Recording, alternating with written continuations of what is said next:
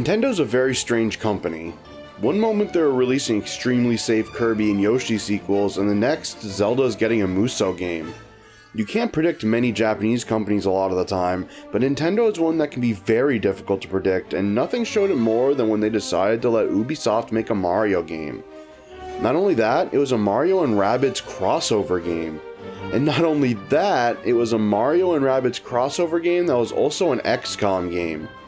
Despite this being leaked for what felt like a century before its actual announcement, this was still a game that came out of left field. Seriously, no one believed it was a thing when it was announced. Like, sit and think about it. Mario crossing over with the stupid minion like Rabbids, with Grant Kirkhope composing?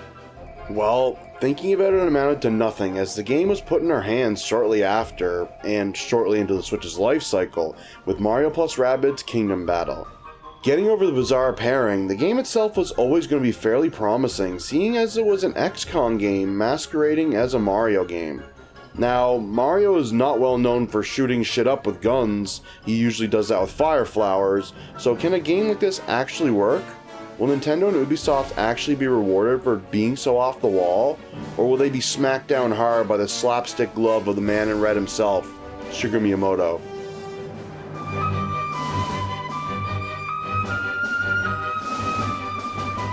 Unlike most Mario games, there's an actual story here. The story actually starts in some random nerd's basement in the real world, where said nerd is lamenting on the fact that no one appreciates her genius. Her genius gave birth to the Super Merge, a device that looks like a PlayStation VR that can merge any two things together to create some horrible abomination.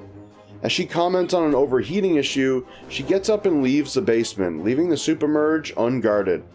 Now this is when some mega evil swoops in to steal the device for their own evil deeds. But this doesn't happen here. Instead, a washing machine time travels into the basement, carrying with it a load of Rabbids. Wasn't that something that's completely obvious? Said Rabbids pile out of their interdimensional vehicle and start messing about the place, finding out that this nerd was a fan of Mario, as she should be. Of course, the foolish bunny folk notice the Super Merge and decide to try the thing on. As expected, they start merging everything together, including themselves. Instead of being hideous abominations, this just changes the Rabbids' clothes, which is pretty convenient. Of course, the aforementioned overheating happens because the Rabbid gets trigger happy and ends up merging the washing machine with the Super Mario poster on the wall. It's not clear exactly how this ends up happening, but it does. The washing machine starts sucking things from the room into it, including all the Rabbids along with the Super Mario poster, and plunges the Mushroom Kingdom into chaos.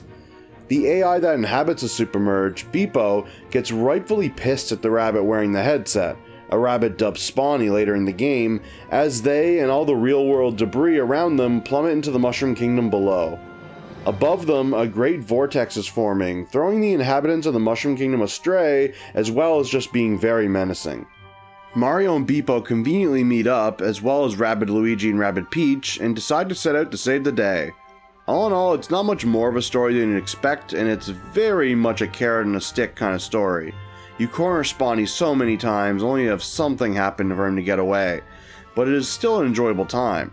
It's nice to see a different side of the Mushroom Kingdom every now and then, and Princess Peach with a shotgun is something I'll remember for the rest of my days.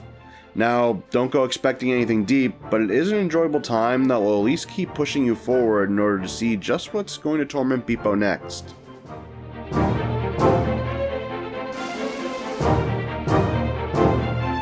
So I said this was an XCOM game already, but that's really what it is.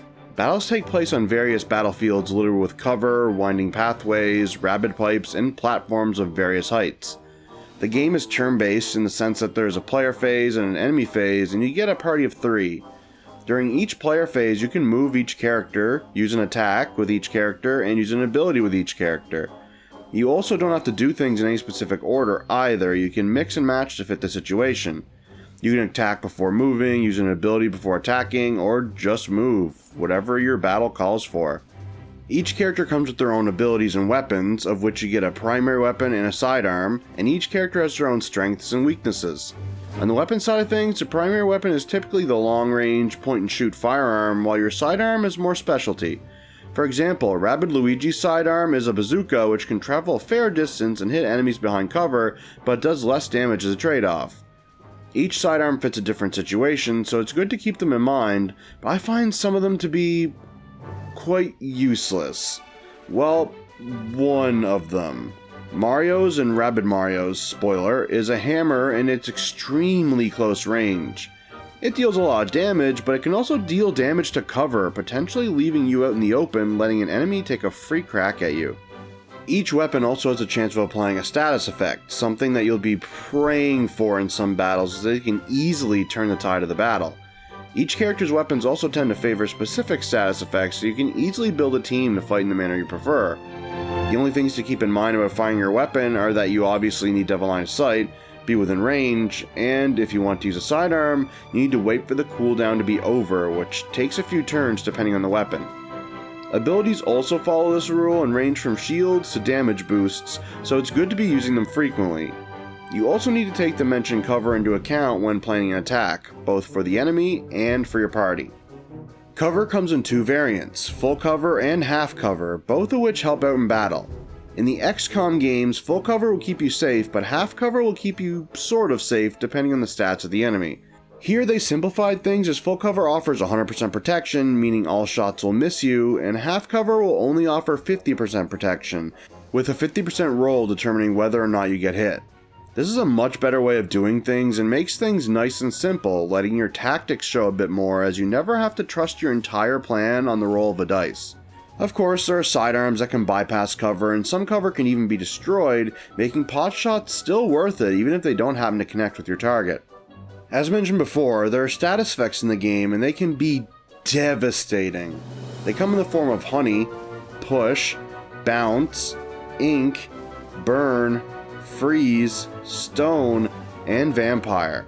Honey will keep you locked in place, preventing movement. Push will do just what it says, push you or the enemy back and into things, while bounce is a similar thing, just that it can go up and over obstacles. Ink and freeze prevent actions from being performed, attacks for ink and abilities for freeze, and stone stops you from moving at all. Burn will cause you to run about randomly, and bumping into other party members or even enemies will cause them to catch on fire and can keep the chain going. As for vampire, well, it does what it says in the tin. If you are afflicted with vampire, all damage done to you will be turned into HP for the one doing the damage. This is incredibly useful and quite damaging to the side afflicted with it. Some pieces of full cover can turn to blocks that cause these status effects if shot, allowing for even more strategy in your movements, but also causing you to be wary of your surroundings. Of course, in order to actually put strategy into play, you gotta move, and you have plenty of movement options. Movement is handled effectively on a grid, with anchor points like walls and cover being where you want to stick to.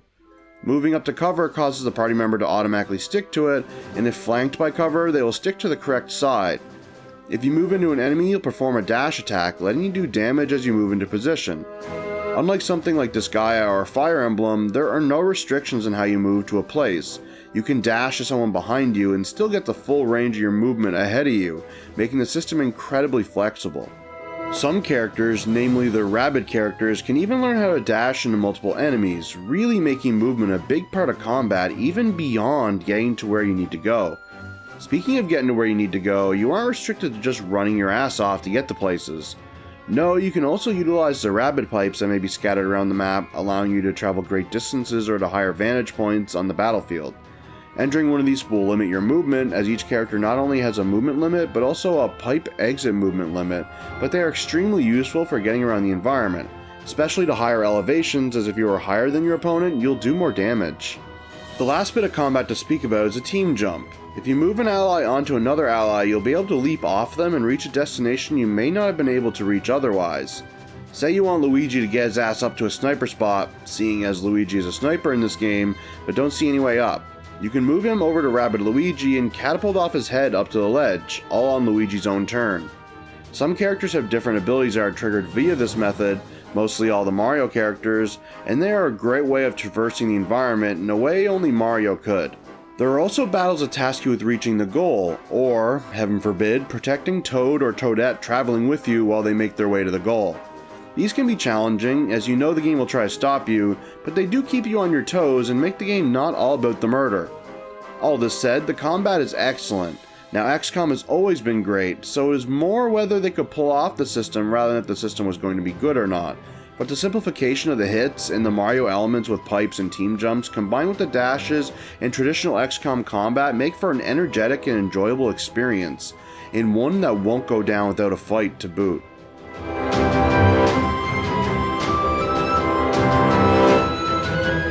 Now all that about a combat system is all well and good, but what would a combat system be without enemies to be combated? Well, I guess pretty friggin' boring. Each battle sees you square off against entrenched rabid enemies that are looking forward to putting a few holes in your plans and your party. They come in various shapes and many different sizes, and they all follow you throughout the different chapters in the game, just changing outfits as they go. Each enemy has to be approached differently. For example, one enemy type only attacks within melee range and approaches you when attacked, making a direct attack quite difficult. Another will activate an ability that gives them a free attack if you move within range of them, and so on and so forth. There's a bit of tension every time a new enemy is introduced, as you need to then learn what they can do to mess you up, because as mentioned, the game is quite difficult at times. The game not only asks you to stay alive, but also grades you on how well you do in each chapter and each world, giving you a cash and experience reward for doing well. This obviously gets increasingly difficult as you progress, and the bosses don't make it any easier. Waiting in each world, both at the halfway point and at the end point of said world, is a boss, and these offer the most challenge as tackling them is much trickier and their health pools are exceedingly high. Of course, you'll be seeing the many enemies in this game frequently, as there are only around 5 or 6 regular enemy types, but they do plenty to keep the combat engaging. Here, it's not about the quantity, it's about the quality as they gel together dangerously well, making for many a hectic shootout.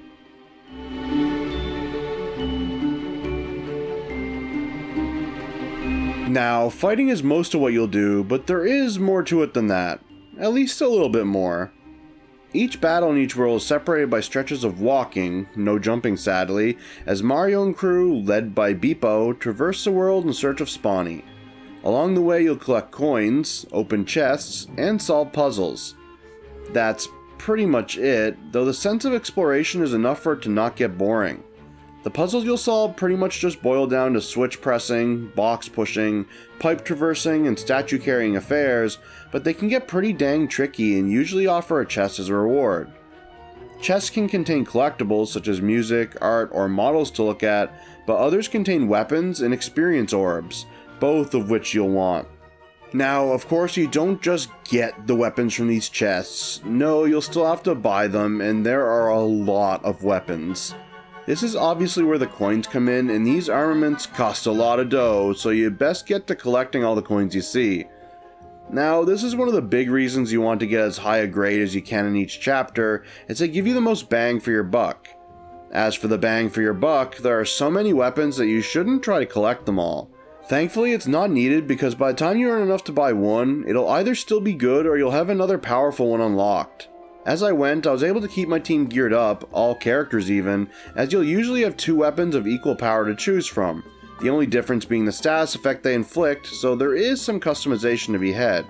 As for the experience orbs, these are to unlock the skills in the skill tree, most of which are passive, but all are worth getting.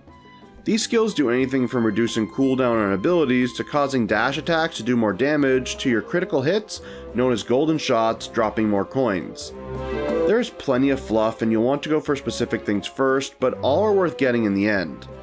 Sadly, there is no customization to be had here. The most customization to be had in the game is party and weapon composition rather than stat customization.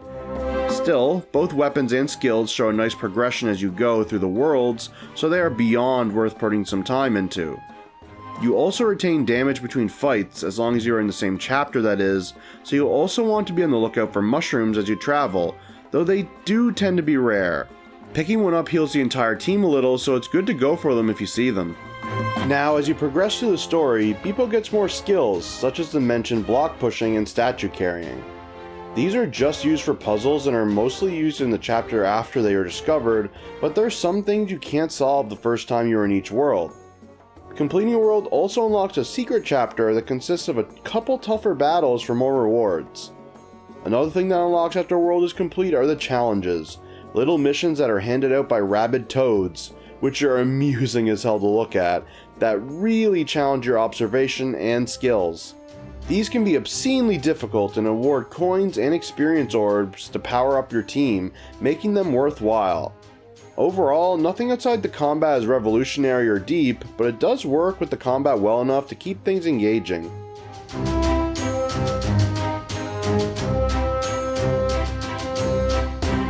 I bet when this game was leaked/announced, no one would have thought the game would be a looker, but again, here we are. The game is fairly gorgeous with an appealing art direction that has a very clear merging of Rabbids and Mario.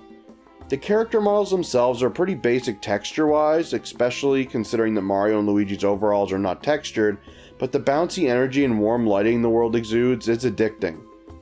Everything just bobs along its merry way, despite the Mushroom Kingdom spiraling into chaos. The world is also full of little details, such as Rabbids getting stuck in glue, that make things feel a bit more lively, though it can feel quite artificial at times. Sadly, it's not perfect visually, as it's fairly sterile in places, with the world being empty aside from the battlefields and background Rabbids. There are no Mario staples running around, no Goombas, no Koopas, no Hammer Bros, but what is here is nice and fun looking. On the music side, this is straight up a Banjo-Kazooie soundtrack, which makes sense seeing as Grant Kirkhope is the composer. The bright and bouncy world meshes with the bright and bouncy soundtrack perfectly. They could have not picked a better composer for this game. Otherwise, there's no voice work or anything of the sort, so get used to the BWAAAAAAHs and other random garbles the Rabbids spew while Grant Kirkhope's comforting soundtrack plays over the action.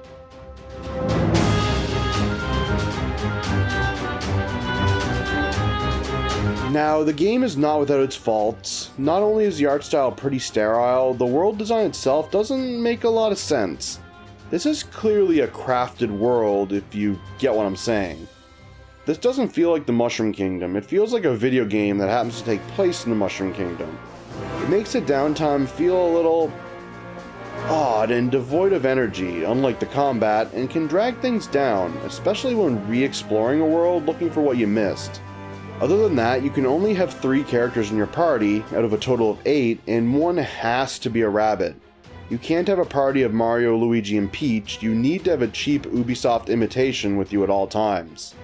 This is annoying at first, but it really isn't a big deal, as they did go and make the Rabbids pretty good to make up for it, though I do have a problem with how some characters are flat out better than others.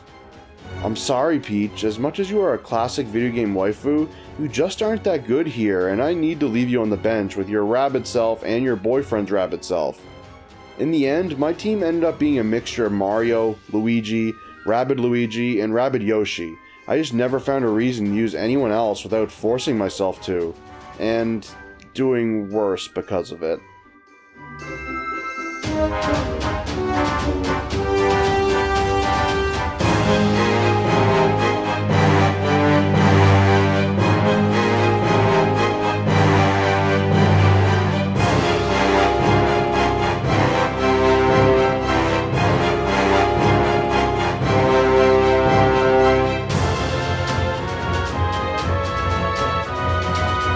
Overall, other than random visual glitches such as the death cube of memory leak death that was destroying my world, and the general lack of customization and character balancing, Mario plus Rabbids Kingdom Battle is a rock-solid foundation that is worth expanding on. Ubisoft built a nice, warm, and bubbly world for Mario and crew to shoot up, and Grant Kirkhope just composes musical happiness. No amount of little flaws will put a damper on this potential mistake of a crossover, and I'm fairly confident in awarding the Mushroom Kingdom a solid 8 out of 10 for their first adventure into Rabbiddom. With just some more polish, some more combat refinement, and more balancing, we'll have a goddamn masterpiece on our hands. This one is so close to it that it hurts.